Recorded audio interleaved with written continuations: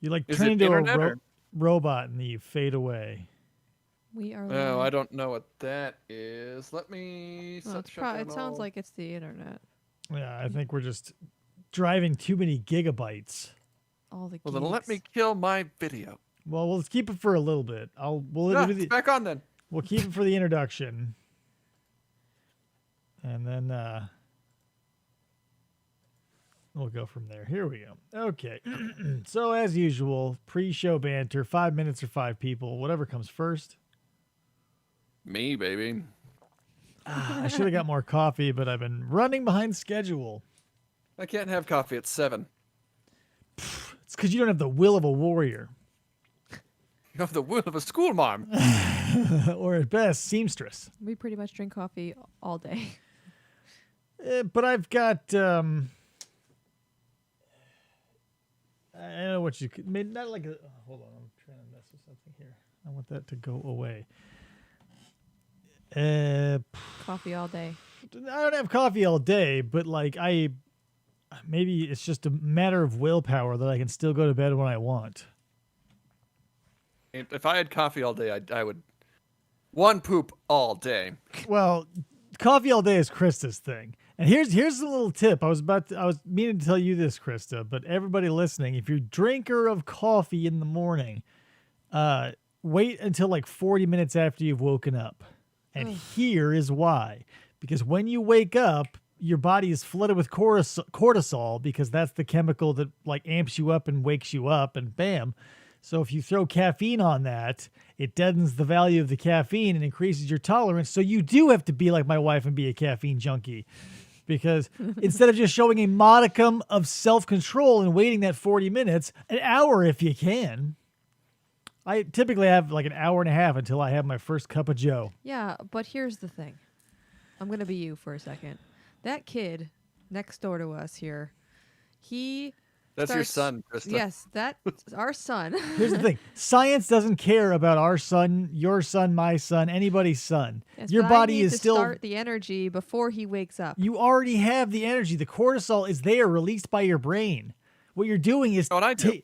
taking away your caffeine usage. What do you do, Andy? I was about to tell David, like, I drink coffee right after I wake up. That's a lie. So my alarm goes off at 7:30, and I sit in bed for at least 30 minutes, just kind of browsing Twitter.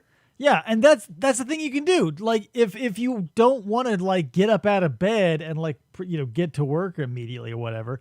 Like when I wake up, it's usually like 6-ish.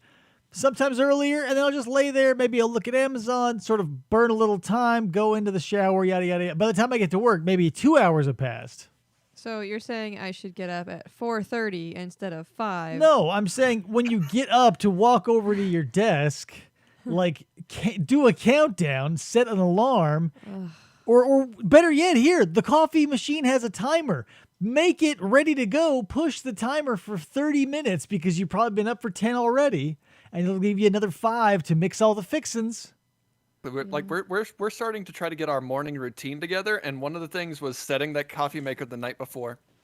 Here's the thing. I cannot do that in good conscience because of the pure, unadulterated fact that coffee is oxidizing in your machine overnight.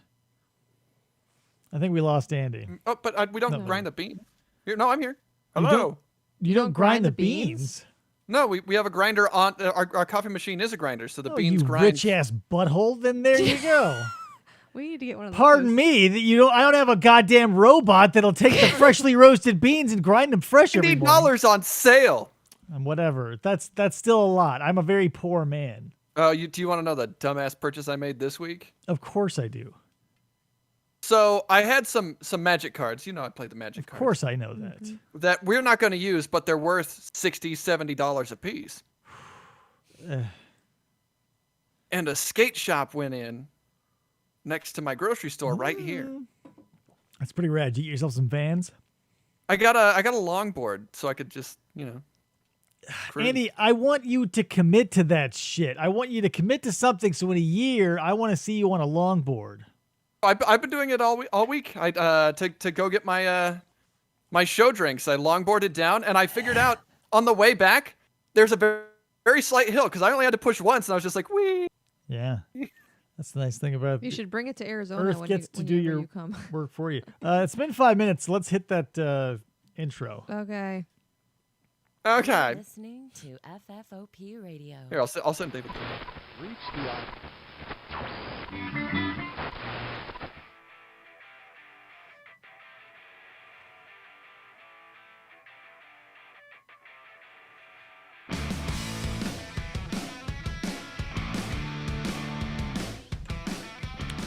Hey, everybody, and welcome to the show. My name is Dervis, and this is the Flamingo Friday live show. Cheers! Yay. Let me introduce you. You're not on camera yet, Andy, but I appreciate the flutter. Let me get to it. Of course, it's Flamingo Friday. My name is Dave. This is the Fistful Podcast live show. Let me introduce you to my co-hosts. First of all, we've got Krista in studio on the couch, and via satellite Discord, we got Andy Burgerman Burgerman.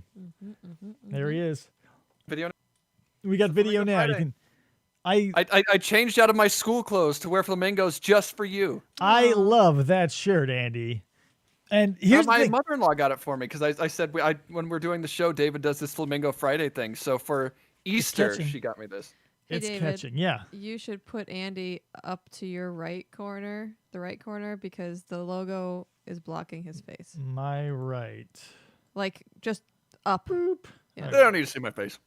Well, it's blocking, like, all of you. There we go. Let's fix that a little bit. There we go. Okay, yeah. And, I realized something. I wear 2 Flamingo shirts every Friday. Typically, the one I wear to work is a button-up affair. Double up. Yeah, and because, when you go to work, I want to be professional. When you go to work, I expect buttons out of myself. Here, I throw on the T-shirt. Obviously, this is our branded one. But I burn through 2 Flamingo shirts every week. At least. So, Andy, welcome to the show. Welcome to the Oh, show. thanks for having me. No, really, we couldn't do this properly because my mixer burnt itself out after what? 8 years? Yeah, I don't know what it is, because to me, it feels like they should almost never burn out because these mixers are solid state. Like, there's no tubes. But this is my 4th mixer. Jeez, 4? Yeah, and for what? Like, it just sits there. I don't change anything on it unless I'm plugging in new mics or whatnot. What I think it's a conspiracy to get you to buy more mixers. The Rodecaster 600 or whatever. Oh man, do I have a technology boner for that? I don't know what that is. It's basically a 6 or 8 channel mixer, but also has the capability to plug in your smartphone like via USB-C, so you can take like phone interviews. It's got 8 buttons for 8 static sound drops, so I could have all of our intros and outros and the yadas and the whatever. No one cares, but that's what I'm interested in. So there was a bunch of mixers I was looking at, and some of them were like, this is USB. But what they meant was this is USB. You can plug in your phone and do like a soundboard thing. There's very little choice if you want to connect this shit to your computer, and I only need 2 mics. Yeah, it's weird because most of the technology I'm finding now is starting to shift to like, it just goes directly to your phone. Like, they're cutting computers out completely. I don't want that. Don't give that to me. I don't either, but especially like for this show, for this like the professional setup of like having a nice studio quality camera and mic setup, whatever. But like on the go, I'm finding that my phone is delivering some decent products. You know what I mean?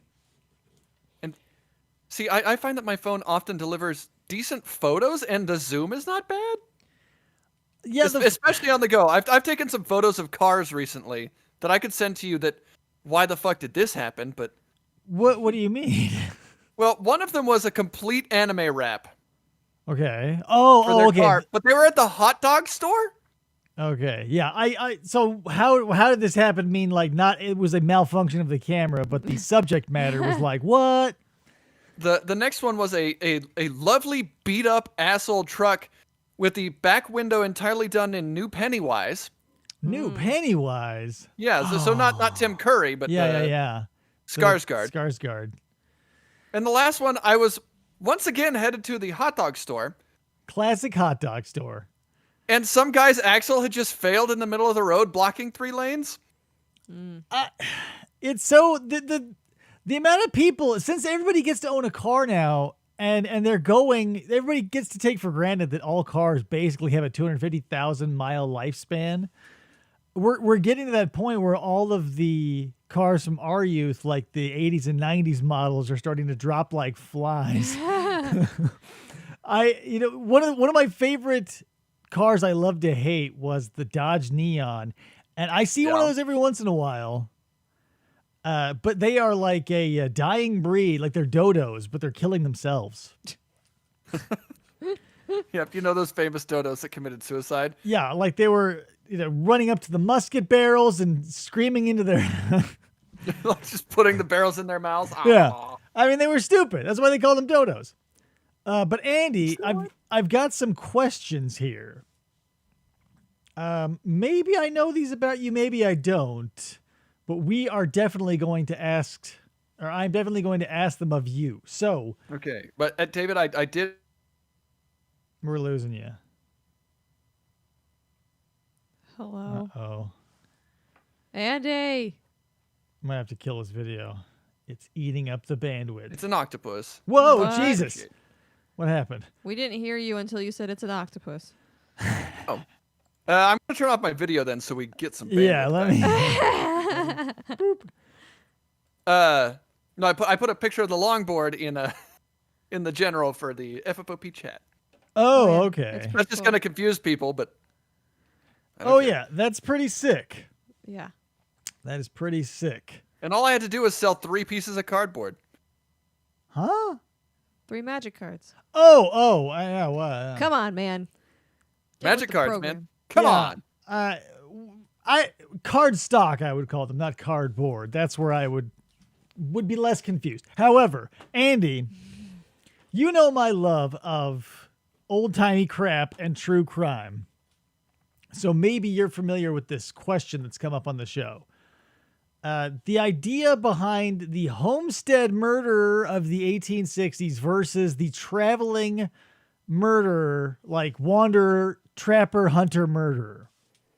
So we're talking about the person who has like a homestead, somebody wanders by, and then they murder the person. They're like, come on in, and then they murder the person. Or the person who was traveling stops into a homestead and then does the murdering. Yeah, so basically it's based on 2 types of true crime people. So in the 1860s, on the Oregon Trail, just the thumbnail review of it is, there were people out there, they were homesteaders, they made a cabin nice and cozy. Everybody who came through found a nice family who would give them food and a bed for the night, and then found themselves mercilessly slaughtered and stolen of all their goods. I think we've talked about this, but the most famous one being the it might have been 2 couples, but and it might have been like a mother, father, and like daughter, son. Yes, either daughter, son, or like they were a son-in-law and yeah. daughter. Moral of the story is homestead murder versus you're traveling, out on the plains, living by the seat of his pants murderer. Where are you landing on this? Do you need any clarification? Do you need to talk through the process? Which one am I? Yeah, so basically, here's the situation. We've got lightning Going in to a bottle. be, or which one do I think would win? Yeah, Is this a versus? Who would win? What? Yeah, it's your classic deadliest warrior, essentially. Lightning in the bottle has happened. The traveling murderer has come upon the homestead murderer family, and they are now unknowingly plotting against one another. Who do you see as the victor? Okay, here's the thing. The homestead murderer has, of course, home court advantage. Mm-hmm. But I feel like a traveling murderer has to be more prepared. Like they have to have more implements, more trickery up their sleeve to get in there and kind of do what they're doing. Yes. So you're in the same camp as me, and I'm gonna tell you something that opened my eyes. Is like, since we don't have neither party is in on the fact that they are getting plotted in a murder scheme. So the thing with that is we got a bunch of numbers in the family, and then we've got the traveling murderer. And I think our biggest problem here is going to be a stalemate. Much like if the traveling guy doesn't suspect anything, the homesteaders don't suspect anything. If the homesteaders are doing poison, the traveler's dead. Right. So here's the thing. Because in the true crime case, or whatever, the 1860s account, they fed the bodies, chopped them up and fed them to the animals, the livestock, like the pigs and whatnot. Oh, so maybe not poison then. So that's the thing. I thought poison too, because that would be the easiest. Like, no fuss, no muss, no blood, no cleanup, no nothing. But yeah, here are factors. You're in the middle of nowhere and it's the 1860s. So unless you're well versed in chemistry and you can forage for the natural elements, that's probably off the table as well. I also feel like you're in the middle of nowhere. Why not burn the bodies and crush the bones, mortar and pestle that shit? You've got time. Who's coming for you?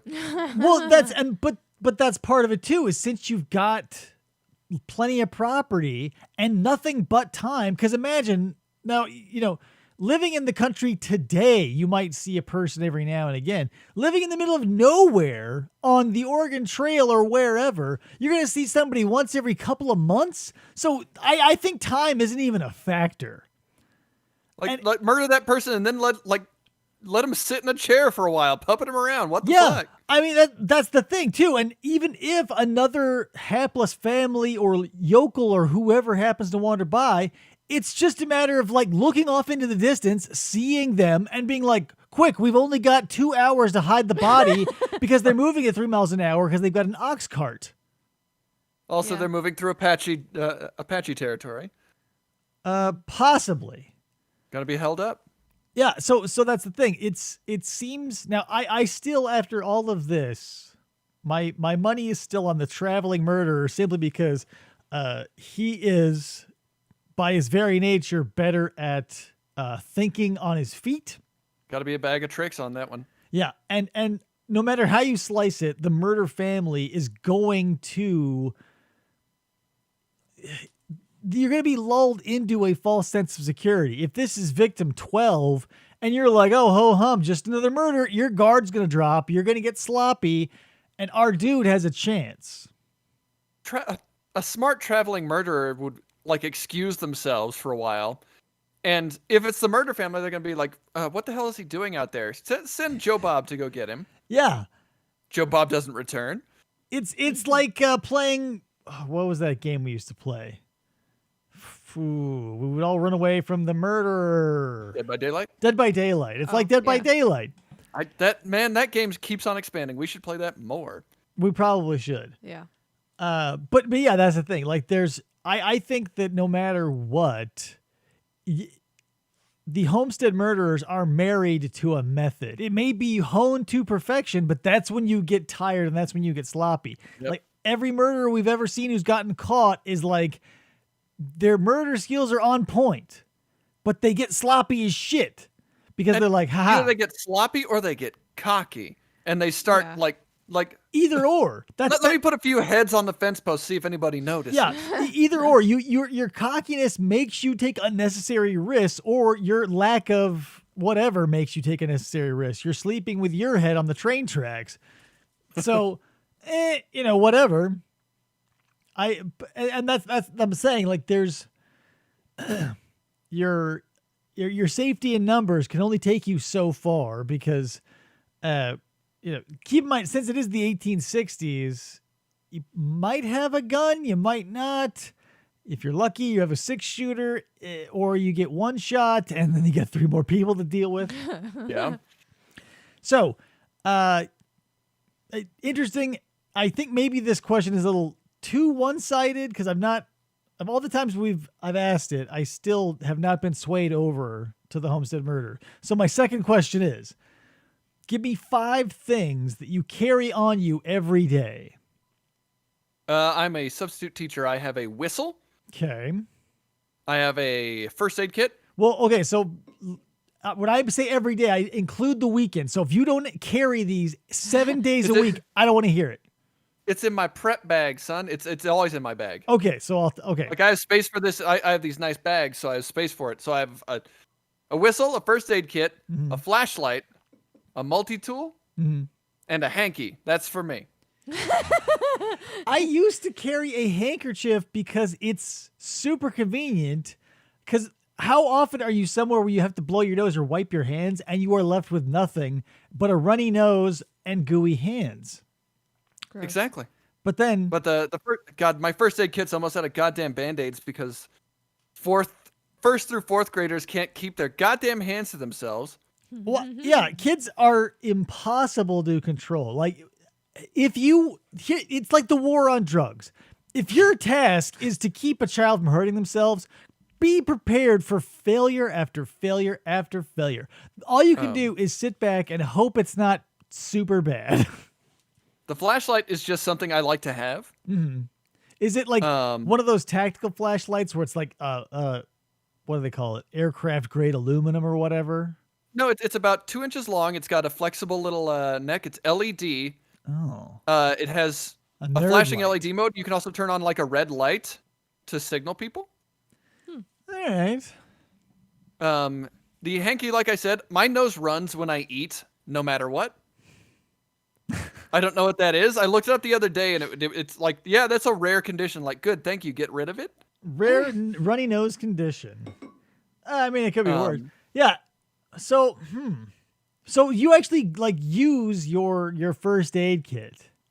Yeah, like all the time. These kids come in from recess and they're like, "Hey, look!" and they show me just a bloody stump, and I'm like, "Okay, let me just."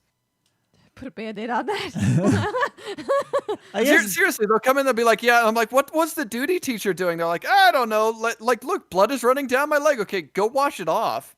I'm not touching you until you wash it." yeah, that's the thing with they're like, because Elliot is constantly falling down. Like I took him on a tiny little hike. We must have traveled a total of 140 yards, and he fell down 80 times.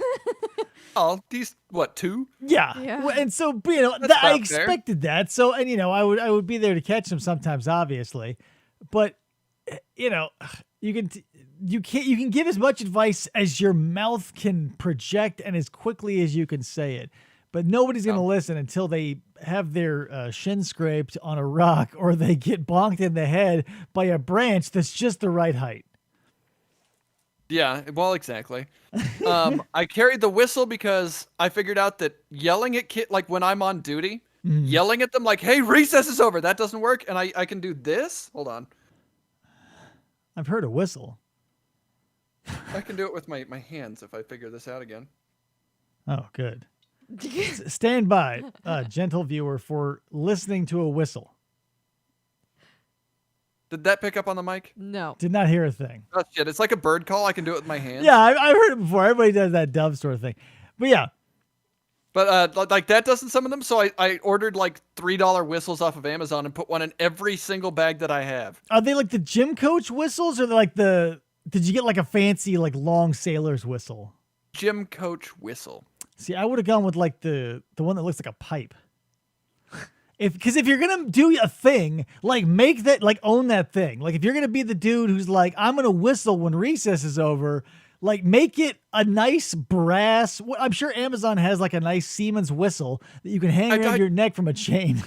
One, I don't need an affectation. I'm not. You want to be like the whistle guy? You're the whistle guy. No, all these teachers had whistles, and every time I saw them, I was like so jealous. Like, kids, get in! Yeah. So now take that game up to 11. Get yourself a nice brass whistle, and like be the envy of every other whistler out there. Yep. I'll take it in consideration. The multi-tool is because kids break shit all the time. Yeah, you can And never. so do I. There's no reason not to have, like, I feel like everybody carries a bag nowadays. I carry a fanny pack because the 90s are coming back, right, guys? Now you can wear it like they designed them to be worn across the chest, so you're very fashionable. Yeah, that's how I do it. Like, I'm not going to wear it like I'm an actual 90s mom looking for my ice cream money so I can have my child be assaulted by seagulls at SeaWorld. Oh my god, I was. Yeah, that's why it's so relatable. I wear mine over the shoulder, and it's like a tiny little over-the-shoulder backpack. So you're like, yeah, totally mobile. Yeah. 'Cause Mobile. with a heavy bag, it's like, oh man. But with a little one, you can get your little tiny hand sanitizer, your chapstick, your little multi-tool, spare headphones. It's like a complete utility kit that's like this big. I can't see what you're doing. It's the size of a fanny pack, basically. like a note card. Yeah. I have one on my Amazon wish list that's like fanny pack taken to 11. It's like a military grade 11 pouch khaki heavy cotton canvas like tactical fanny pack, and I think, good Lord, Get in there. Yeah. how many lives could I save with that around my waist? You could put your fanny I don't pack know. into that fanny pack. Yeah, so if that one catches on fire, I retrieve my spare one, like a spare chute. Yeah. Yeah, I know he has more. that's what I'll do. I'll buy that one, put this one in that one, and pack it with other stuff. So if this one catches on fire, I have to ditch it. Like, that'll be my go bag. I'll keep a go bag in my fanny pack and You be gotta like, wrap it in like that flame retardant stuff so that it doesn't get burned up when your big fanny pack catches on fire. well, it doesn't necessarily have to be fire. It could be snagged on like a whirling blade of a an attacker.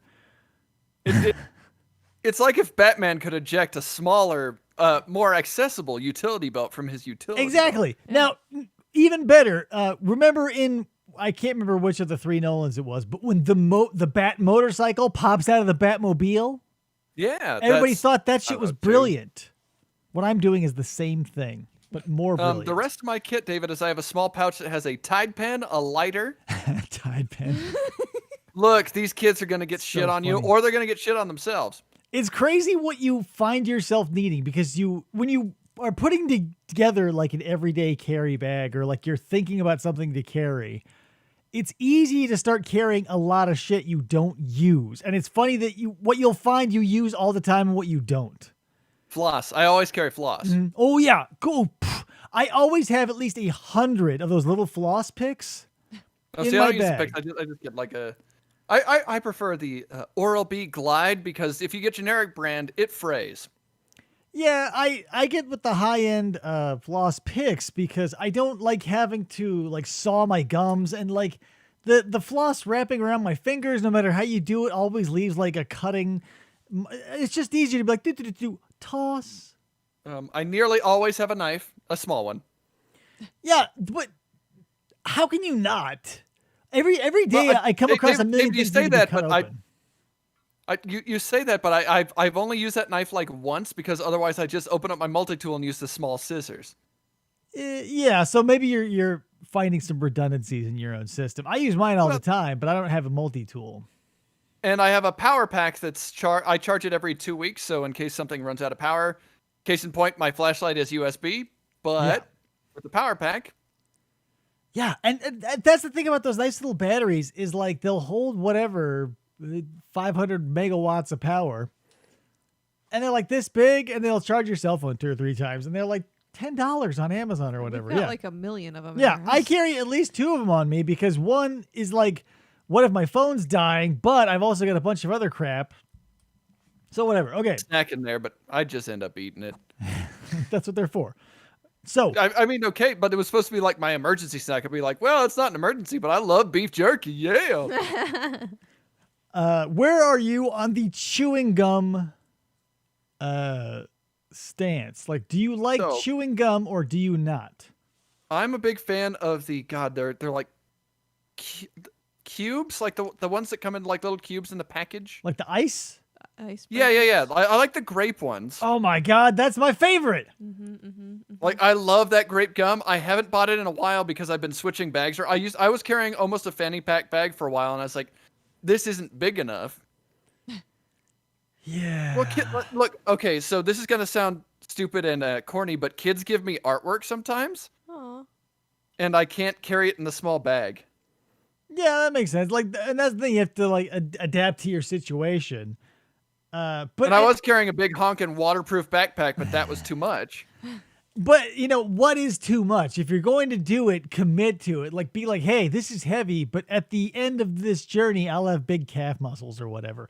Turn every instance you can into an opportunity to make yourself better. If you say, oh, that'll suck, it probably means it's good for you, so do it. Plug, I always carry a certified photo burrito Brontosaurus cloth shopping bag in my bag. Oh yeah. Aw. Certified. You got the Certified. papers to prove it. Here's the thing I don't understand about people who don't chew gum. And I'm glad you're not one of those people, because they'll tell me, oh, it makes me hungry, or does this or does that.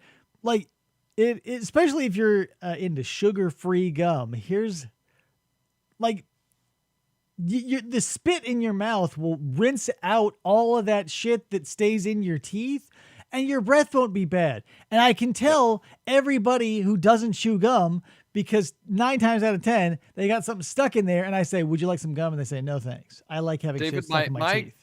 My gum consumption went to 0% last year when COVID started. 0%. It changed me 0, because number one, it fills the inside of your mask with the scent of the gum, which, lay up. And number two, I don't want to like give up that benefit. But, it may seem like nothing, but just that constant moving of your saliva, that only keeps obviously you can tell my jaw is very muscular now. Well, David is very handsome. I can picture him in my brain. That's why I hide it behind this lustrous beard. Oh my God. Let me, not to, like, I don't know how this happened. I had a regular brown beard. I would joke and I'd say, oh, there's a little gray in it and everything. I shaved it all off, being like, oh, it's getting hot. So by the time it grows back, it'll be winter again. And this time it's coming back with just like garbage white everywhere. I must click on you. No, you look all right. You need. I'm going to shave your head. I can't. I need to get. Yeah. Here's the thing. I want to go get a haircut so bad, but I'm not willing to let someone get that close to my face I don't know personally. David, you know what I did is I bought clippers and I just went. Pfft. Well, I want to use this opportunity because I always cut my own hair and it goes down to the bone. So what if you did as like a sweet fade? That's what I want to do. I want to have like a nice, like leave the top long and have a nice like slick back pomade look, but like a skin fade on this. Not that anyone cares. The haircut's probably like the second most boring thing to talk about aside from your own dreams. No, David. I look at David and I see that those luxurious locks, and then I look at me and Adam and our other friend Sean, and I see 0 hair. And all I see in you is possibility. Yeah, that's the thing. I don't want to, it's all just like time I was just giving away anyway. But now that it's manifested itself in a physical, like, this is whatever. Last time I cut my hair, it was down to the bone, and here is where we are now. I've got 70s lady hair. It's been a year because I Beautiful. I tried to give David a haircut. Oh yeah, that's what and started it. It was fucked, and then David shaved his head. It was fucked. Yeah, I said, here's what you do. You just keep the clippers straight and go up all around. And she goes, oh, okay, so I'll just hug your head all the way to the top and give you a lopsided mohawk. And I said, no, that's not what we're doing. And I shaved it all off. Give me a number 2 clipper on all of my head. I want a little, my head needs texture up top because it's asymmetrical. I have to lean into that shit. So it needs to be heavy on the top and light on the sides. If I go or if I go nothing, then if I'm like got the chrome dome sort of thing, that's fine too. But it needs to be asymmetrical. And what I have now is the opposite of anything I actually want. He put it in a ponytail today. Oh, beautiful.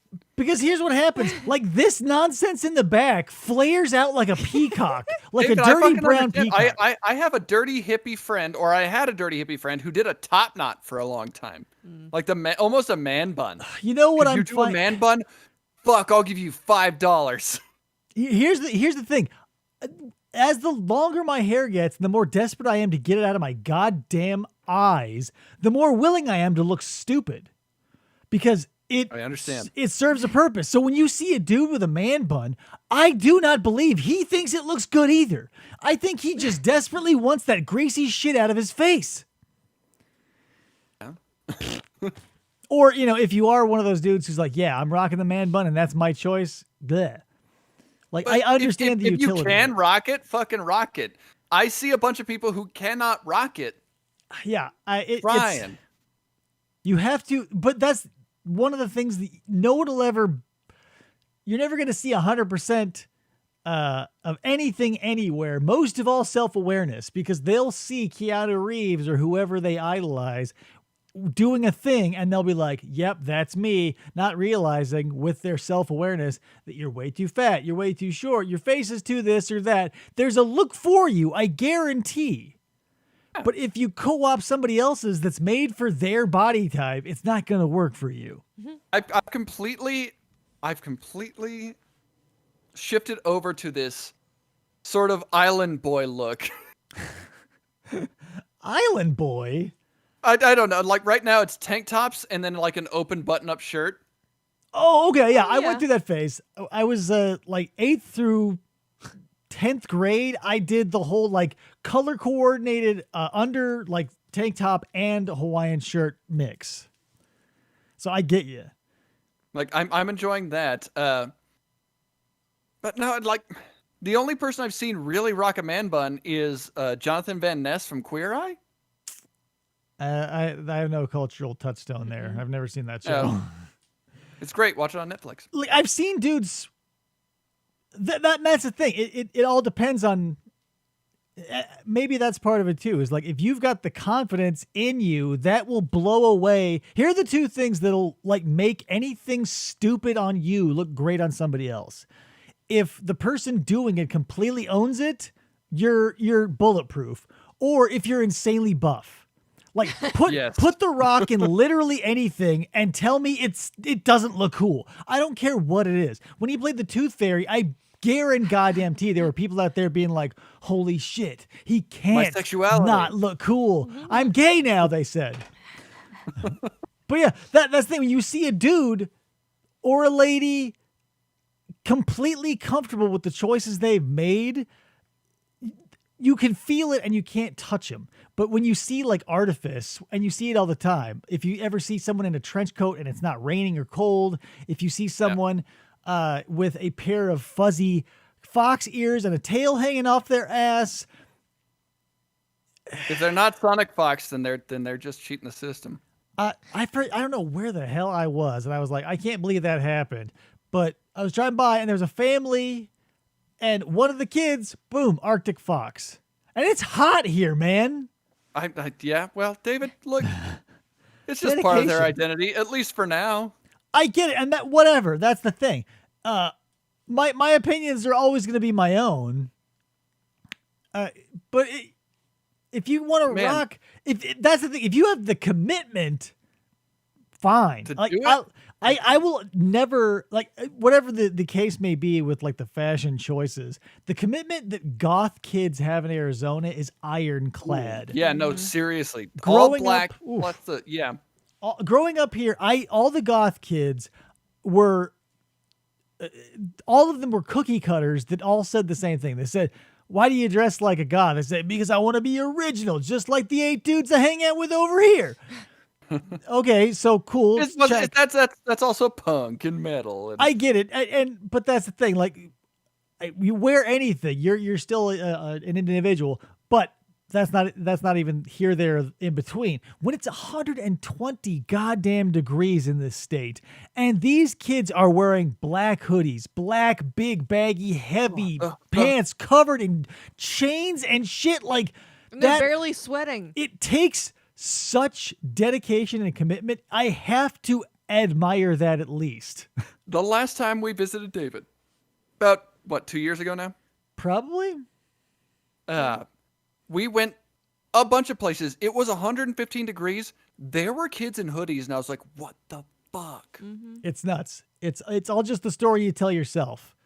Because if like the hoodies in Arizona, a hoodie in Arizona, fuck off. I barely wear a hoodie in wintertime, which is a bummer. Like, I'm a lover of fine jackets and hoodies, and Arizona is the worst place to live if you have a love of fine jackets. So, David, I need to get at you here with a lesson that I took from you and passed on to students today. What? Oh, Jesus. Directly from you. This is a weird, but continue. This is a Self-Defense Friday thing. Oh, really? Yes. Okay. So, We're coming back in from recess. I get to the classroom after shoveling some disobedient children back in. And there's a kid crying and another kid looks angry. Uh-huh. The kid looks angry. The kid that is crying, everybody comes to his defense. Yeah. And I say, well, what the hell is wrong? And the kid that is angry says, well, he threatened me, so I pushed him. Okay. And I said, well, what did he do? He said, well, he looked big, so I pushed him. He looked big? Like, he kind of did like a lunge forward thing, like, fronting on somebody. Oh, you push your Yeah. chest out and push forward. Oh, yeah, the kids love doing that shit to each other. Peacocking or Well, something, right? And I said, look, 1, we don't touch each other ever. Yeah. 2, if you come across somebody in the street that lunges at you and you push them, that guy's going to have a knife. Yeah. You're going to feel the blade. You will not see it. Like, if the guy lunges at you and you're like, get the fuck off me. If the guy lunges at you, just assume he's crazy. Don't touch him. Get away. Yeah. Do not confront. Do not confront. It's a brilliant thing when you say, hey, kids, stay at condition yellow, because then you don't have to ever get your ass kicked. No, and I told him, I was like, what did he do to threaten you? He was like, well, he looked threatening, and I'm not going to apologize to him because he threatened me. And I was like, he looked threatening, so you pushed him over a desk. Look, kid, that's not going to fly. This is not a stand your ground state. Yeah, not only that, but like, there's no justification. You could have disengaged at any point. And I told him, I went up to both of them afterwards. I was like, are you all right, kid that's crying? Because I made them both apologize. That's what you got to do. Yeah, I mean, it's only fair. I said, look, you seem threatening to him. I'm sorry. Are you okay? So Do you understand why I had to make you apologize? So Yes. during your investigation, did you find out if this kid was in fact provoking the push, or was this to your Absolutely knowledge? not. There was 2 factions, Yeah, okay. as happens with kids, and I didn't see it. So yeah, there's kids going, low, he's definitely threatening. And I'm like, this chubby little motherfucker. but you can't take into account other people's weird perspective, you know? But I was like, look, and I came to the other kid. I was like, so you pushed him? Yeah. He was threatening you? I thought so. Like, if somebody's threatening you, what do you do? And he's like, my dad taught me to fight back. I was like, run. But that's not like, it's not a run. It's like, here's the thing. If you're going to, say, the virtues of violence are not for children, then it running isn't going to help, because if your bigger, faster, stronger opponent is in fact all of those things, you can outrun them. And now at the end of that run, you're gassed and easily ass kickable. I'm just saying, David, like, if I perceive something as a threat, I'm going to ignore it unless it follows me. Right. That's the thing. Disengage. If something is persistent, Exactly. And I kept on having to fucking say this to kids, especially, he called me a little brain. Does it matter?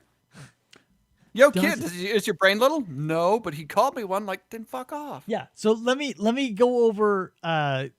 This is an interesting concept because I wrote down some notes. So like when whatever, like let's pick apart a bit that happened on the show here, where our video game back and forth and my hilarious memes and whatnot. Hilarious. So think about it like this. If anyone ever gets in your ass about anything and insults you or whatever you're about to take offense to, ask yourself these 2 questions, okay? Regardless of who it comes from, is it true? And if it's true, what do you do? Yep. So you David, accept it. And that's what I'm trying to drive into these goddamn kids. But there's was more. like, There's dude. more. So if it isn't true, you let it go. If it's true, you accept it. If it isn't, you let it go. If it's complete nonsense, then why even bother thinking about it? But kids, and even, I shouldn't say kids, humans, adults want to defend their ego because it's so goddamn precious. Like, if some jackass in the street says, rolls down his window with the old crank style shit and he pulls out a bullhorn and he says, you're hilarious insult of the day. When are you going to see that dude again? Like, is he off your Christmas card list finally? That was my dad. That's the last straw, Dad.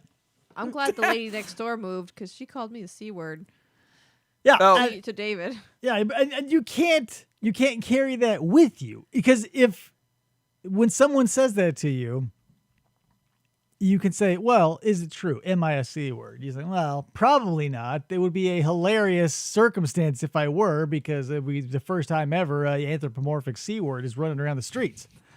So obviously it's not true. It is nonsense. Therefore, we get to drop it. She gets to stew in her domestic abuse wonderland where they're all punching doors instead of hugging each other. Domestic abuse wonderland. Yeah, when you've got a stack of doors like a deck of cards on the back of your house, and every one of them has at least one hole fist level, There's a problem. there's a problem. Yeah. So I'm not taking her shit personally, because They got problems. yeah, Everybody got problems. Plus they're gone. And they gone.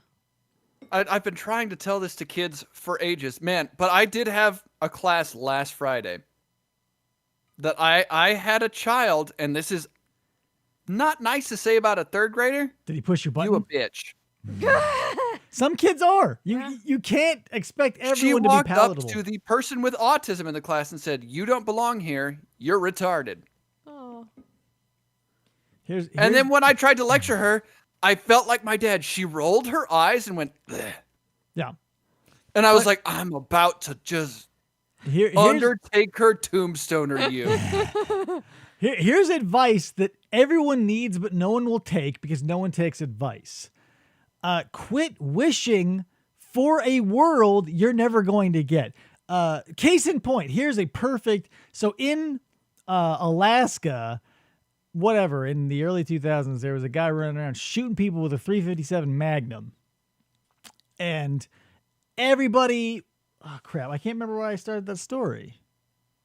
What were we talking about? Nobody takes anybody's advice. Oh, damn it. I Kids tried are to being a bitch. Advice. David says, I was the guy shooting people with a .357 Magnum. Please no, come get me. God damn it. I'm so tired and it's so hot in here now. I've lost all sense of reality. It's like So take off 79 one in here. layer of clothes. I don't remember what we were talking about even. That's how far removed I am. I mean, I get it. Okay. Final. Here it is. Don't wish for a world in which you're never going to get. So the murderer in Alaska, yada, yada, yada. The townsfolk were outraged. They said, we should be able to go out at any, it's always the same argument. No matter who you are, if you're a lady, your cry is, ladies should be able to run around in their underwear and not be assaulted. Yes, that is true. Is it ever going to happen? No. Men should be able to express their emotions without fear of reprisal from other men. Will that Thank happen? God you said that. I'm here to cry for you.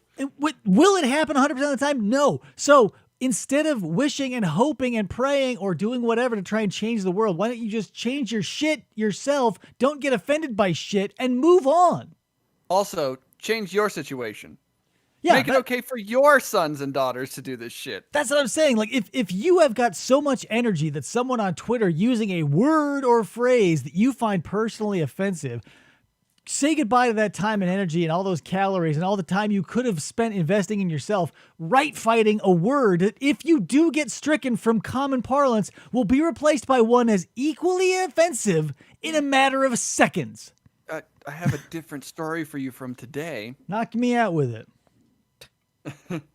Speaking of words that are offensive, I had a young girl come up to me and said, "They're using the N-word over there." And I walked over and I said, "I hear you guys are talking, Smack. well, you guys are saying some words that you shouldn't say." And everybody pointed at one kid and said, "He's using the N-word." I Just the told that one? kid, almost verbatim, like, this is what I said. "Hey, kids, you want to know how fast the Flash runs?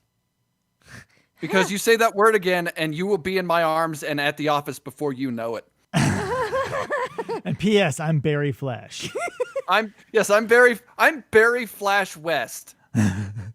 I got hit by lightning and chemicals, and if you test me, I will run your ass. Like that is exactly what I told him. Like, do you want to see how fast my ass can get you to the office? Yeah, and that's the thing. You need people, like, constantly, like, 'cause there are some things that definitely there should not be a giving up of a fight for. Like, I don't think we should lay down arms for things that we all as a society, according to our social contract, find reprehensible. But if somebody is doing something and is literally affecting nothing except you hearing or reading a word, fucking drop that shit. Life's too short. Them. Boom. Yeah. That's my advice. Kill everybody you see. Because every once in a while, somebody on Twitter will come on my feed and be like, I don't think you should use the word blah because it's blibbity blop. And guess the fuck what? Nothing means anything until you give it meaning. If you It's look true of a lot of things, but the meaning has been given by ages of context, David. Yeah, but if you don't take it personally, it doesn't matter what the history is, what the present of it is, what the future of it is.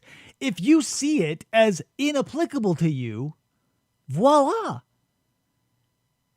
You could say, oh, well, the history says that that's a bad word. If someone calls me a bad word, I'm not going to dissect it and be like, oh my God, in the 1600s, it would have meant this, and it's meant all the way up to today. No, it's not true. Or if it is, I'll say, yeah, you got me. Sorry about it.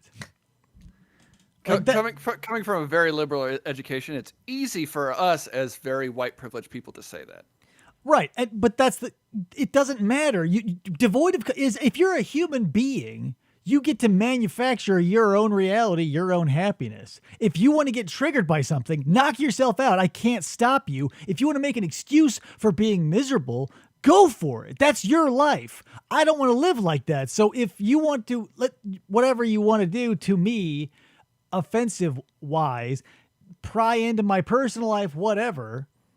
If it's true, I can't get mad at it because it's the truth and I have to accept it. If it's not the truth, why do I care if it's being said?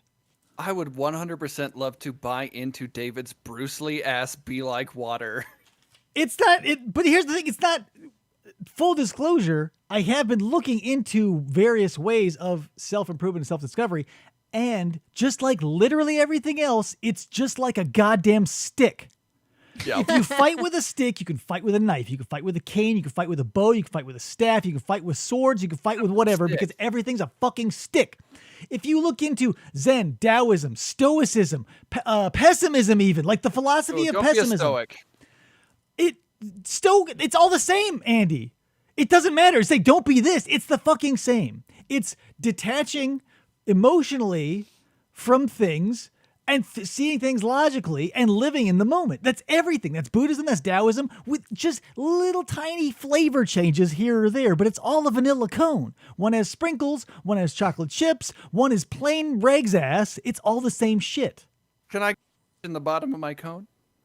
Yeah, I mean, I wouldn't. What? But yeah, that's the thing. Like everything is everything. And if you boil it down, it's like, well, how do you want to live? Good, right? You want to live a good life. So what is stopping you? Well, I don't make enough money. Well, whoop these shit. Are you fed? Are you clothed? Are you under a roof? And even if you aren't, you can still lie to yourself. It's Talk to you about equity later. Let's move on. It boils down to excuses versus results. If you can find it in yourself to take a step forward instead of being like a step forward is a scary thing, then you've nailed it. But that's the thing. That sentence is the most difficult thing in the world to do. Oh, no, I understand that. We should all strive to improve ourselves, but to improve society is somewhat different. Right, but you can't. You cannot improve society, Andy. I can. Boom. Zero. No, you can't. You can make yourself better. You can change the way you think about society, but society will be what society is. It is the nature of the world. Humans, when they congregate, will act a certain way and have for millions of years. It's all in how you look at it. You can focus on everyone who's a dick. You can forget about everyone else and just focus on them. Or you can be like, well, I can't change the dicks, so why am I going to burn calories on someone else's dick? Unless that's your job. The oldest profession in the world. Just sex is exercise. You can burn calories on someone else's dick all you want. Yeah, but that's your choice as a human. That's the thing. Exercise. No one can stop you from being miserable. No one can stop you from being happy. But yes, they can. See, and there's an excuse. You say, well, yeah, they can. How? How They could gave me someone? an anti-happy shot when I was young. I think they Listen, called it flu. so they gave you the the Satan DNA flu shot. Yep, they gave me one of those. It had a Bill Gates microchip, but back then they were mega chips, so I got like this thing. Yeah, it's like they would have these like a suppository. Yeah. It's like the size of Back in the day, Bill Gates shoved an entire thing up my ass himself. it was the size of a milk bone, like a big one too. Oh, the jumbo. Yeah. size. Yeah, for your Mastiffs and your Dobermans and such. And It was like a bath bomb. It dissolved, and in there was there's a chip. It was like getting a crowbar into a prison via a cake. It was an entire. It's almost an entire graphics card inside me. There's a little CPU slot in there for it, I imagine. Yeah. It's nice. I didn't want to tell you, but I am the $1 Million Man. Well, I mean, $1 million must not have gone a long way if all you have is one slot and a video card in your ass. It was the 80s. Oh, Computers were more expensive. I guess so. I can't even run Doom now. $1 million for one single card. Isn't that, yeah, that's so funny. Like, we are such a bizarre generation because 100 years ago, you could be like, hey, guess what? That stick over there, that was your great, great, great, great grandfather's stick. I'm going to use it until I die, and then you're going to use it until you die. And now, like, the things I loved in childhood are but dust to my child. He will never. You can still give him like a nice Ninja Turtles trip, though. Kids love turtles. No, yeah, obviously, but the incarnation and the things that have come and gone and changed and transmogrified are complete. Like, it's nothing. Like, if you were a farmer in the 1700s, like, that's what everybody was, and no one was like, "Hey, I can't wait for the next iPhone." It was like, "Hey, I can't wait to get those turnips next March," or whatever. Speaking of farmers, my wife brought up an important question. Sure, Let's think of farmersonly.com, let's do that. the farmer dating site. So, if you're both farmers, right? Mm-hmm. Who the fuck sells their farm once you get married? Andy, there's an Electric Six song that ironically touches upon this. Really? But on the back end of it. It's called When Cowboys File for Divorce. Because who gets the house? Who gets the horse? Who gets the hat? Who gets the oil? So my thing is, if you're lucky, you just sell the Farms are smaller. right next to each other. Yeah, if you're lucky, the farms are right next to each other. But then you don't need farmers only unless your farms are so massive that like you can't spit and hit your neighbor's house. Sorry, I'm John Monsanto. Monsanto. Well, what you could Whatever. do is you could always build a house for yourselves as the married couple, hire a bunch of farm hands, have them live in the houses on the farms. But if you're the one having, like, if you don't have money to do that as is, Yeah. getting married is not going to suddenly increase the wealth you have to hire a staff. Well, we don't know how much money these people have. Well, if they don't have a staff now, I guarantee they're not going to be able to afford one after they get married. They don't have a staff. That right now they're just dating. It's not like they were dating to gain a wife to shuck the corn. Yeah, once you get married, you take a look at what you've got and you say, okay, who's got more land or who yields the more productive crop? Who's got that sweet government contract to produce corn syrup to make everybody fat? Keep that one. Mm-hmm. So, but Oh, yeah, no, I got David started on something. No, stop. that's the thing you got to do though, is if you, but here's the thing too, there's no downside unless you're rushing into it, because farms, you could sell it to whoever, Hillshire, they'll buy it. They have a lot of farms. And that's a huge Hillshire chunk Farms, of, go meet. yeah, that's the huge chunk of money from that farm you can take to the next farm or the other farm that you've met from the dude or the lady who had the farm that you may or may not have sold. Yeah. It's only upside, Andy. Did When you have two- more questions for me? Yeah. But when two farmers get together, there's only up. Okay. There's only up. This is a very important question. Almost as important as my Steven Seagal It one. may be the penultimate question of the show because I've got about a half hour, David. It is the penultimate question because I only have got 2 left. Also, can I tell you that I've been watching, speaking of bullshit, I've been watching the Fast and the Furious movies. Okay. I understand they're very enjoyable if you're not looking for story, plot, or characters. I would like to posit that the first 2 movies are Cargo Fast, boom. Yeah. And Isn't that all of them? And here's then the the next thing, is 9 when were I the was- same thing. when I was in fucking high school, people would be like, Fast and Furious, my favorite movie. I was like, why? I was like, because it's about family. No, it's No, not. it's not. It is not. It's about Cargo Fast. It is Boom. markedly not about family. It's about a bunch of muscly dudes driving around in slick cars, saying the word family, tricking your mind into thinking something meaningful is happening. But you know what? They are exactly the sort of mindless entertainment that is perfect for just, you're like, Yeah. I'm tired. Let's put this on Cargo Fast. That's all you need in some instances. Like that's not my world. I like to check out in other ways. But I get the draw. Like there's loud noises, there's bright colors, everything's shiny. It's dudes with very deep voices, instilling confidence and talking about family. It's everything. A dude is in the second movie, a dude is shanghaied into the FBI. Yeah. But that's the thing. It's like everything that someone who doesn't know the meaning of things would want. Like I know people and am related to people who are like, family. They'll say the word like it fucking means something to them. And I'm like, okay, what does that mean to you? And I'm like, I see you on Thanksgiving. Family. Yep. Okay, great. But that's the kind of audience they're going for. Like Dom Toretto is not Othello. Okay, so he knows more than I do about the characters. Yeah, Dominic Toretto is not a fucking 3-dimensional character. He's a lumpy bunch of clay that has a deep voice that can drive real fast and likes to say cool, pithy one-liners. Look, he's very handsome. Oh, no one's here to argue that. Which one is he? Vin Diesel. Oh, Vin uh-huh. All right. And then they also got The Rock in there, and Yeah, it's like an all-star cast of just like, big meatheads and it's fun. It's like, I get it. It's like a roller coaster. everyone say hello to my wife. Hello, wife. Oh. Everybody said hello, wife. But yeah, so anyway, here's my question, Andy. Next question. Do you like pineapple on your pizza, or are you objectively wrong?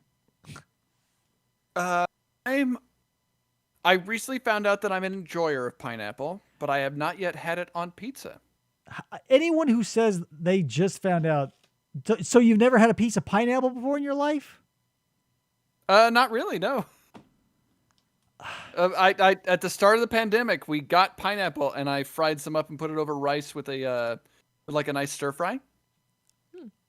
It's like someone slowly opening their eyes over the course of 40 years talking to you sometimes, Andy. But here's the thing. Anybody who says they don't like pineapple with anything is wrong. Because, especially on pizza, and here's why. It's scientific. You don't have to take my word for it. It's science. When you combine the saltiness of the cheese, the pepperoni, the other toppings, you combine it with the pineapple, the sweetness, and the tang. It's got to have a tang. If it's just sweet, you lose something. It's got to have a sourness to it, which the pineapple brings in spades. So when all of that comes together, it's a goddamn symphony. And if you can look me in the eye and tell me that you can take a bite of that delicious marvel that I am now describing to you and tell me, not for me, Dave, you're not a fucking human being. However, I'll have to give it a shot. We haven't had pineapple in over 3 years now. Yeah, full Because disclosure. David can't have sugar of any kind, or else he melts like the Wicked Witch. No, I indulge with carbs every once in a while because I'm not a strict, whipper, self-flagellator of myself. But that's So how you're not that guy in Dan Brown's the Da Vinci Code. I doubt it. I've never seen that movie or read that book, but I'll have to take your word for it. I was more referencing the actual self-flagellators, those old monks who would hit themselves and wander through the English countryside. Oh. Because apparently pain Terrifying. This guy is coming into my town just hitting himself. and wailing, and that was the thing. What is it about? Every religion does that. For every wailing? religion. No, they get to that point in their evolution where they think that causing themselves physical pain brings them closer to a divine power or whatever. Neither here nor there in between. Moral of the story is pineapple, and that's how you can see I still have passion for it. I haven't had it in 3 years, but the memory of it is so pleasant and strong. Pineapple is a fun, tangy fruit. I'm not a huge fan of the texture, but cooked actually.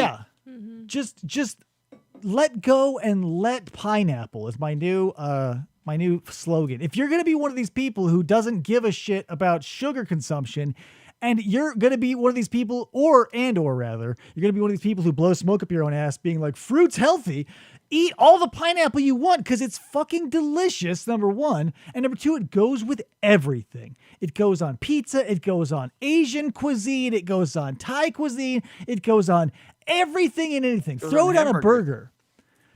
Yeah, everything. Hey guys, Chicken. LGLP. Also, I'd like to point out that David said that fruit is not healthy. Some of it is. Prove it. Okay, I tell a lie. Blueberries, raspberries, and other low sugar berries, full of antioxidants and vitamins. If you get anything above like that, What about a good nanner? why not just drink a can of Coke? Because that's way less sugar. in a nanner. Bullshit. I'm not getting into this with you, food boy. Because I've got the truth and you can't handle the truth. That's the classic thing about it. You know what happened to Jack Nicholson at the end of that movie? Never saw it. Went to jail. He went to jail for food crimes. Well, that's what you have when you stand up against the man. Sometimes you have to go to jail for the things you believe in. God, my wife and I have been drinking Huel as like a protein supplement thing. Is that plant-based bullshit?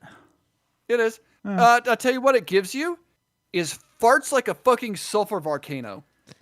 Well, yeah, because you smell like an active volcano. Well, Andy, your gut biome is not set up for vegetables because you've avoided them at all costs. So going to a plant-based food... I've been putting them into everything. I've been putting them into stir fry. I've been putting them into my hot pot. I've been putting them in my stew. That's everything to me. That is pretty much everything. That's everything I've ever eaten. But what... My smartest purchase in ages was a wok.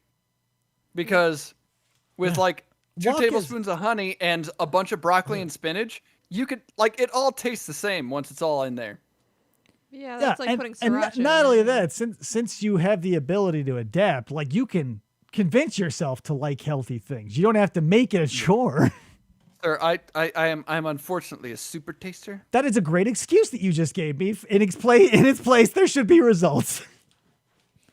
Swish. Okay, I'm going to drive to your house. I'm going to drive to your house tonight. You give me something green, and I will barf on your floor and then drive back home. I'm not saying it'll change overnight, Andy, but when you say I'll try, it's better than I'm not gonna and crossing your arms and giving me the huh. The doctor said I can't taste veggies. Or well, I taste them. They didn't say I can't taste them. They say I have Taste to them mask too them. much. So I fucking am. What do you want from me, David? I want progress, not excuses. Hey, it's better than nothing. No, I'm not here to downplay you. This is all done for comic effect, Andy. I'm obviously very happy that you're trying to. I'm going to drive. Okay, so I'm going to drive down there. I'm going to eat a head of broccoli. I'm going to barf on David. Then I'm going to punch his butt. Here's the thing. I'm going to punch his butt until it is flat. As much as I give you shit about vegetables, I'm actually not a huge proponent of them because animal food sources are way more nutritionally available and they don't contain the lectins and the leptins and the phycads and the oleads and the all the shit that you don't actually need that gets processed out of them via a cow or a pig. I'll put these headphones on the dog and let him finish this show. I would love to talk to Gus. He'll know what I'm talking about. He doesn't want no vegetables. But everybody should have a little bit of vegetable.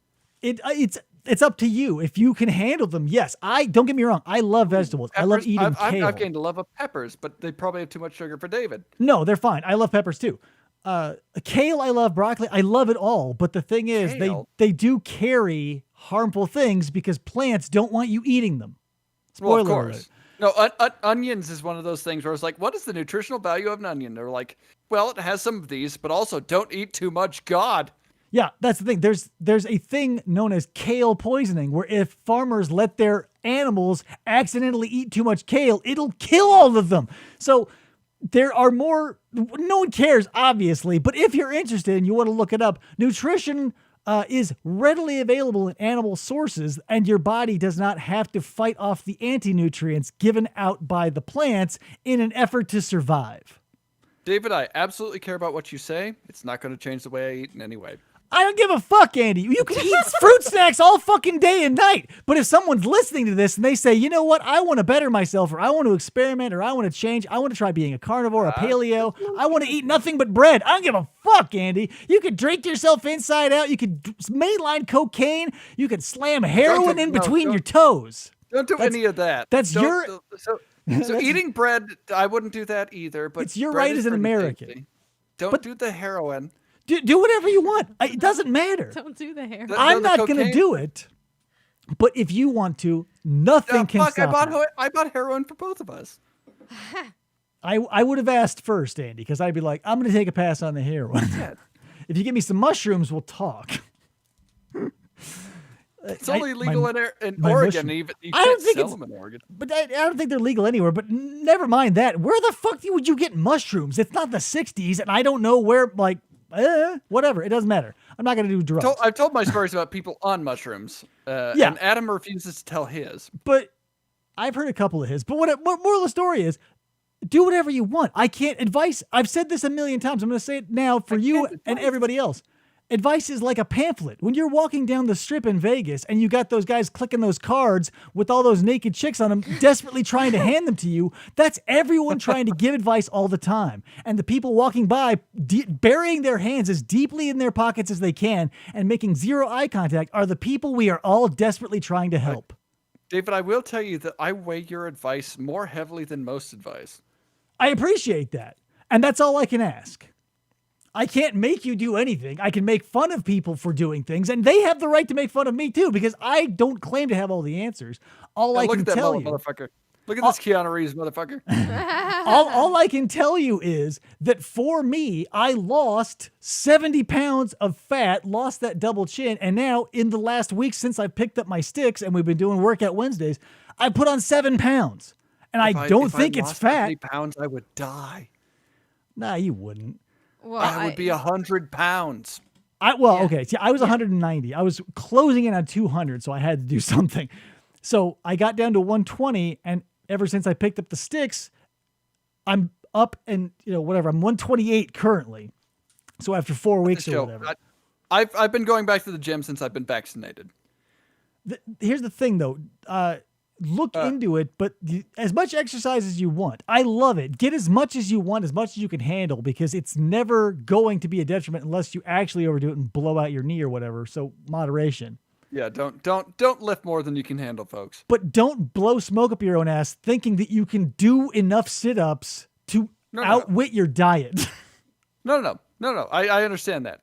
I'm just saying for people I've been monitoring a bunch of stuff using apps, but what I love more than anything right now is going to the gym and seeing these bromances of guys lifting weights. Oh, the bromances of two dudes spotting each other, like the stories you'll hear are magical. You can do it, dude. You can do it. No, don't give up. And I can hear that through my headphones, which are blasting my like shitty punk workout. Yeah. Here's my favorite. If we're going to talk about verbal ejaculate at a gym stories, here's my favorite. So these two buff dudes with the spaghetti strap onesie singlet sort of thing are like... that's awesome. Yeah, well, dude was that way, and then his friend was like new to this whole weightlifting thing. So at each machine and at each thing, he's like, "Oh, control the negative, dude. When you control it." His only advice to his friend was control the negative. So around the fourth exercise, he finally opens up and admits that maybe he doesn't understand what he's saying. So he says, "Do you know what control the negative means?" And his friend looks at him in the middle of his reps, stops and says, "No." He goes, "Oh, okay." Fine. I don't control the negative. It's something that Jack LaLanne said, maybe. It's when you're, okay, so the positive is like, let's say you're doing a bicep curl. The curl is the positive. The reverse is the negative. So if you're doing a lat pull, the letting go is the negative. So you control that, and it works on your stabilizer muscles. Moral of the story is, tell that to the fucker before you shout it at him for 20 fucking minutes. But, no, seriously, there's a special part in my heart right now for the old dudes, like super old dudes at the gym that are supporting each other. You warm my heart, old dudes. What do you mean, like lifting buddies? Yeah, no, like, and they're like 60, 70 years old, and they're just like, hey. I love seeing those dudes, those old man strength dudes who are built like a butt plug, like they're whatever, between 5'4" and 5'8", and from like shoulder to ankle, they are a just fucking solid rectangle of meat. And then the tiny feet at the bottom. Yes, and for some reason, they always smell like they just ran a mile, whether they just stepped into the gym or they're leaving after 4 hours. I don't get it. Trust they carry me, that they stink with smell them. that way no matter what they wear. Working at in retail. Yeah, it's insane. It's a stink that permeates everything that they do. Yeah, But that is my new joy. Is just like bromances in the gym. yeah, and that's the thing. They're building that community, and whatever. Let's tie it into something we said earlier. If when you step into the gym, that's the only place where you can take the rest of the world and drop it off, and not take things personally or whatever, and focus on you. Do it. Find a place, and if you can find a buff dude to do it with, even better, because they'll be there to spot you. Yeah. Even if you're not lifting weights, they can still lift heavy things outside of a gym application. All right, Andy, why don't we go ahead and start wrapping this up? Do you want to recommend anything to our viewers? Oh, damn. But buy a fucking longboard. If you've ever skateboarded before, longboards are easier. It's the craziest thing that you say you got into a longboard, because I never in a million years would have been like, oh yeah, Andy's a total skate head. I used to when I was like 15, 16. I used to have a skateboard. I gave it up when somebody pushed me off my board, and I skinned up every available surface. Sometimes you get bucked and it takes a while to come back. But moral of the story is, apropos of nothing, today I was like, what's something that I can test out my new, because I just read the talent code. What can I do to test out this theory of deep practice and just like pull out in 3 weeks and be like, here's what I did. And I thought, the recorder. So on my Amazon wish list, I've got a wooden German style I recorder. swear to God, if you bring a recorder into this goddamn house, I'm burning it to the ground. It'll be Yo, really David. good. Yo, David, hold on for 5 seconds. If Andy pulls out a recorder, I'm going to burn his house to the ground. But here's the thing. When I was looking for a recorder, I thought, well, they're just like those cheap plastic throwaway instruments. But just like everything else, it's a wide and deep ocean of different... Of course it is. Everything. So, whatever. I'm not going to go crazy into it, but I'm toying with the idea of picking it up, like really buckling down in whatever time I can give it to see if this principle holds true, and maybe putting on like, a recital or a grandparents' day or something. Maybe something at the local church. I'd rather you do the harmonica than a recorder. Okay, so these high-pitched noises aren't picking up, but I have a recorder right here. Maybe there's a limiter on your mixer that cuts off a certain... Yeah, because you couldn't hear the whistle either. Maybe. Must have a cutoff. So, longboards. I recommend it. It's about $200, and you can kind of just there's no expectations of tricks or anything. You just kind of cruise. Yeah. What?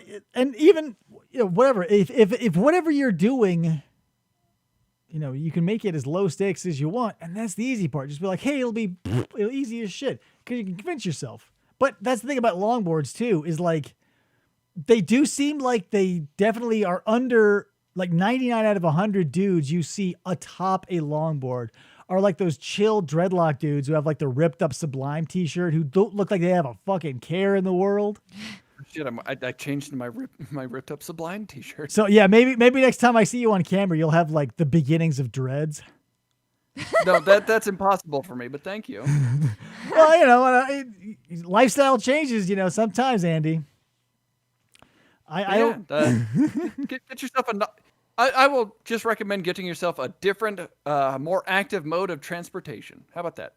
Yeah, I think any example of you getting up and moving is positive. Krista, what do you want? Why'd you say me? No, I'm you in general. The collective you. I'm also looking at a camera, Andy. I imagine Kayla's out there, and I'm also probably talking to her and her alone. She says, you're lucky I'm on a tight budget because I so want to buy David the recorder. Kayla, I swear. I'd rather you buy him the fanny pack. David, a cheap-ass recorder is like $10. Well, the expensive one I want is 16. So it's not like $16? Do it now. yeah, it's not a Do matter it of now. price. It's a matter Do it of now. am I willing at this? I have to be honest with myself, and am I willing to commit the time after I make the purchase? And obviously, I'm not yet because I have not made the purchase. I'm Do you not have willing White for Claw you in the house? I don't have White Claw in the house. Okay, go buy a case of White Claw, drink 4, and then buy a recorder. Just David sort of only needs That's 2. exactly how I got mine. 4, I'll be dead. I'll never make it to Amazon if I Yeah. have 4, No, Andy. he needs just 2. Krista, do you want to recommend anything to our audience? I guess it's not a physical thing, but Doesn't have to be. if today, this afternoon, I was feeling super stressed and anxious, so I took Elliot out for a drive and just like blasted music. I had like the 90s on my Pandora, and NSYNC and Backstreet Boys was coming on, and like just singing in the car and as Elliot screamed was partially helpful. If you don't have a kid in the car, it'd probably be more, but I don't know. When I sing in the car, he's totally fine with it. well. Okay. Weird flex, but okay. I mean, not for nothing, but he doesn't complain when I'm at the helm. But yeah, okay. So here, I'll recommend a concept, or a We're tactic. recommending concepts. Whatever. It doesn't have to be a concrete thing, is what I'm getting at. So here's something that may help you, it may not, but it's a tool for your toolbox. So the next time, a strategy that I have used in the past is when like stressful and or annoying thoughts start swirling is to pick something else to think about, literally anything. And if you do it in the moment, you're going to freeze. You're going to go, okay, think about something else, then you're going to backtrack onto all the shit you're trying to break away from.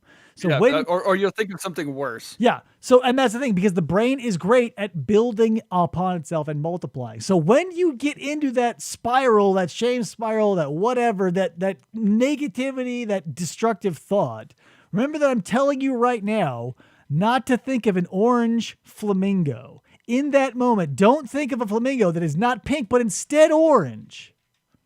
So when you get David, I know angry. that flamingos' feathers are pink because of what they eat. Could we feed them something to make them orange? I would have to do some research, but I doubt something would be bioavailable to them with what they have at their disposal, because it comes from the keratin and all the chemicals that come from the shrimp that they eat. Aye. And if you want to get technical, they're every color but pink, because pink is the color that reflects off of them. So technically they're every color but pink. But in this case, don't even get into science lessons with me about light. think about, or rather, whatever, tell yourself not to think about an orange flamingo. When you start being like, oh God, I'm so stressed, remember these words. Don't think about an orange flamingo with like maybe shades and maybe a mustache. Maybe, but don't think about it. So that's my recommendation. Don't think about an orange flamingo when you are starting to feel anxious. I'm just thinking about it all the time. That's weird. I don't know why that happened, but we'll move on. So guys and gals and everyone in between and whoever showed up and whoever stayed for a little while and left and stayed in the typing square, thank you for showing up. I appreciate it all. Don't like, share, or subscribe, because if weirdos get in here, they'll fuck it up for everybody. Yeah, what about them weirdos? No, I want a little bit of weirdos. Yeah, that's the thing. Don't cut out all the difficult people, because you need them to build your skills in dealing with difficult people. But when you feel comfortable enough, then drop them like a fucking hot rock. Kayla's already here. Beep, beep, beep, beep.